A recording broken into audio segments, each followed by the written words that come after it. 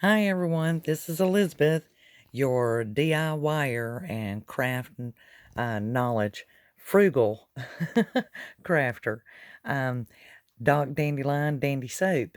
And if you haven't subscribed, maybe you will after you see this video. But this is my little personal project I did that is my Christmas snowbird. And I originally started out, this was supposed to be a snowman, and it looked more like a snowbird. And I think you're absolutely going to love this project.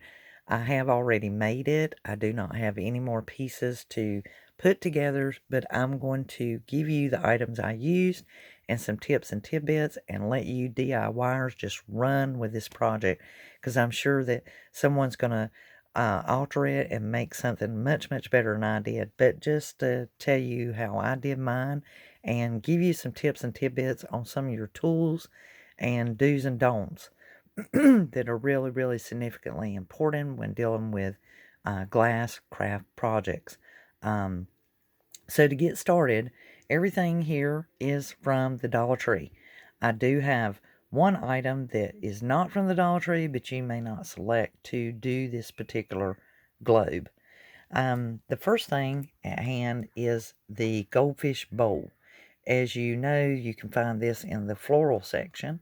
And then the second piece here on top is actually the apothecary jar that came out of the kitchen section of Dollar Tree. And so you'll find it over there in the glassware where the kitchen projects are. It has a seal on it. I call this a 2-for-1 craft project because the snow globe is in the belly of the snowbird, but in the top is a usable candy dish. And like I said, it has a seal on it. So the great thing is you can store your tacky jewelry for Christmas, as I do mine, or maybe candy. And this would just be beautiful to sit out with candy in it, put Christmas candy in it. So one of those little secret compartments, and you can get 2-for-1 out of this project. Now, for my particular project, the campers, of course, came from Dollar Tree. The Merry Christmas, the Merry Christmas was red, silver, and gold this year. You get 5 of those. And then the campers, they were 2 pack of the ornaments. And then the nose for the snowbird is actually a pine tree. And I'll turn it sideways so you can see it. And I painted it orange. So you can kind of take your brush and just kind of, like your stencil brushing, and just tap and paint your Christmas tree. You'll want a pair, your wire pliers, so that you can clip your Christmas tree down. But you could use the little red truck. You could take the pine tree off of it and clip it to make the nose, which is what I did for mine. Or you could use it on the inside for the tree that's in here. Now, the tree, as you see, it has little red balls on it. Those are part of the decorative glitter balls that I got from Dollar Tree. This is the red pack. They had silver and white, I believe. And then, of course, the snowman you see in there, that came off of the glitter sticker packs from Dollar Tree. The reindeer, the trees. I also used the snowflakes. And so the snowflake inside of there, that was the blue glitter snowflakes that came from Dollar Tree. You can see the reindeer in there. And then over here you can see the Christmas tree. And then I just did the snowman as though he were already built there. The flax snow came from Dollar Tree as well to make the snow globe effect. And then the buttons, that is the button packs that are in the crafting section. And I just selected 2 to put there. And then the pieces on the hat came off of other pieces I've used from Dollar Tree ornaments and so forth. Now the felt hat, let's discuss the felt hat a second. I had to make this felt hat. I'm showing you this felt hat. It will fit on a 3.5-inch diameter jar, such as the mason jar or this apothecary jar. So you can pick whatever you decide. Now, you can very easily you'll have to make the felt hat. Felt hats are extremely expensive. I think the cheapest one I saw this year was $4, and it wasn't even the size I needed to fit this jar. So I ended up having to make me one, and I will do a DIY video on how to make a felt hat. So if you decide to do this project or other projects or do a wreath or something, you want the snowman hat, you'll have that. But let me go over the other items. This is the fleece scarf that I bought at Dollar Tree. Now, they do have the buffalo check in the red and black. They also have the buffalo check in the baby blanket. You could use one of those or whatever you like. This is his scarf, and I made it from the fleece scarf.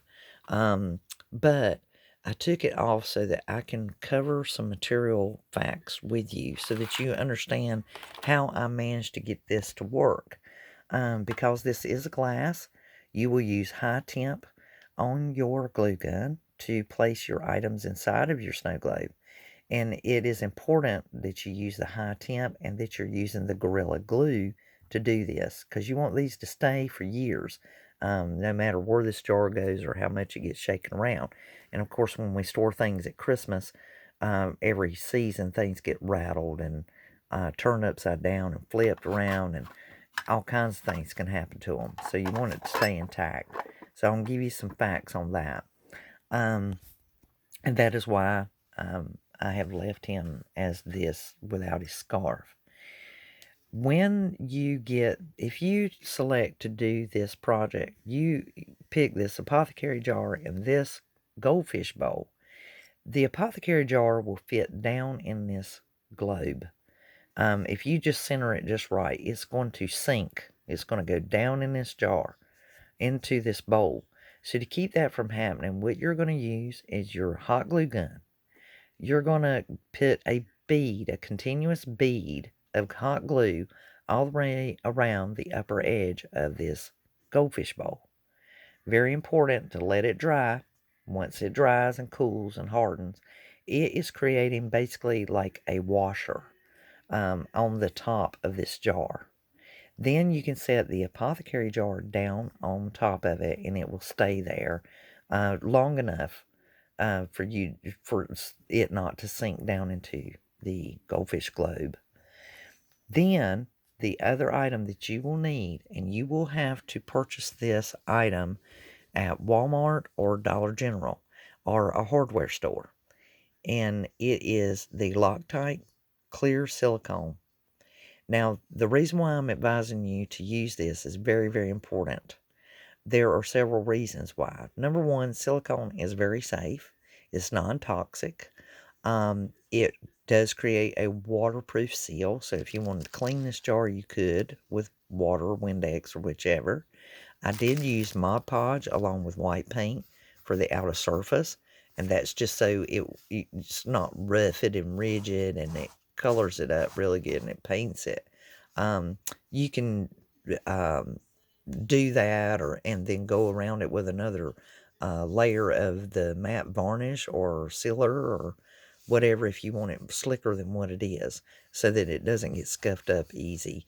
The Mod Podge and the white paint do pretty good, but I still put an additional Mod Podge layer over top of it. You just want to avoid your clear windows so that you can see it. You don't want to put any Mod Podge on this because they'll make it frosty, unless that's the effect you're going for. But the reason why you want to use the silicone over super glue is it's going to create that waterproof seal.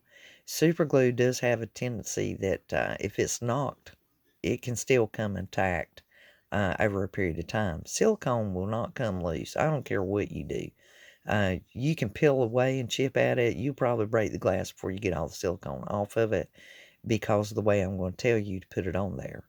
So once you do your hot glue around the edge, set your apothecary jar on there, then you're going to run a bead line of the silicone around it, all around this outer edge. Now the way you want to do this is you want a 1/4 inch bead, such as the instructions state. You're going to lay your finger. Don't mash, don't press, don't dig, but lay your finger and you're going to smoothly rub that 2 or 3 times all the way around. Then you're going to leave it for 2 hours minimum. This particular Loctite, the reason why you want this particular Loctite clear silicone is it sets up in 2 hours. It is literally ready to be used in 2 hours. I'm going to bring this into focus so that you can see that for yourself on the directions. And I'm not holding it just right to get that seen because I want you to be able to read that. But it actually tells you on the tube. I don't know why we're not coming in clear here.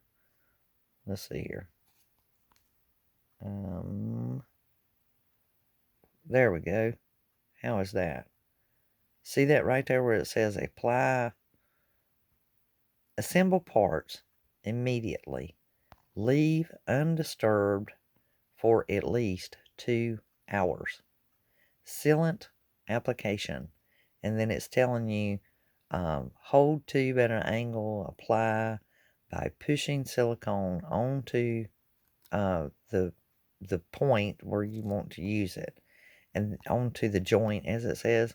Apply enough to contact both surfaces of the crack, as they call it, and it will be a crack. So that 2 hours, and then after that you can leave it for 24 hours and you're still going to get that effect. It's going to seal tight. Another thing is it does not have an odor. It has more of a vinegary smell, silicone does. It is clear, and you can still, if you needed to, you could put a sealer on this, paint it if you had to, whatever's necessary, and to get the effect. The other thing I want to talk to you about is using high temp hot glue on this, and the reason for that is 2 reasons. Okay, if you are using the Gorilla Glue sticks, right here in the directions, as you can see, it tells you that it can be used for wood, metal, glass, plastic, floral, fabric, leather, foam, and more. And on the back, it specifically tells you right there, you can see it for yourself, wood, plastic, metal, glass, and more at high temp. Now, if you're using the standard glue sticks, such as these from Walmart, and these are the AdTech, and they are the clear glue sticks, they say multi-temp. But if you look on the back of the bag, and you're reading up on your materials, and making sure that your tools are suitable for the projects that you're doing, you will see that it's telling you paper, plastic, wood, and fabric at high temp. Low temp is mentioned the synthetic fabrics, ribbon, lace, and foam. If you read right here where it says cautions, it says molten glue and glue nozzle, area temps and so forth. And it doesn't mention anything about being able to do glass. It does, however, mention ceramics. And ceramics are different than glass. The bonding temp is a lot different. Plus, ceramic is porous. So if you're going to be doing glass projects, then you need to adhere to using something that's going to be more safer and definitely designed for that. And there again, high temp and glass is stated in there. The silicone is going to be for the outer sealant of the jar, as we spoke about before, to make sure that your 2 jars are sealed together and creating that seal so that you can clean this, or if you make this project for a friend, it can be cleaned up. I would recommend putting an additional sealant on the outside of Mod Podge or varnish or something to make it more slick. And then, of course, making sure that you're staying safe too. But anytime that you're doing glass, you want to put that together with silicone. So this is Elizabeth asking you, if you haven't subscribed to my DIY channel already, to please do. And please give me a like, thumbs up, leave comments or any questions, and happy crafting.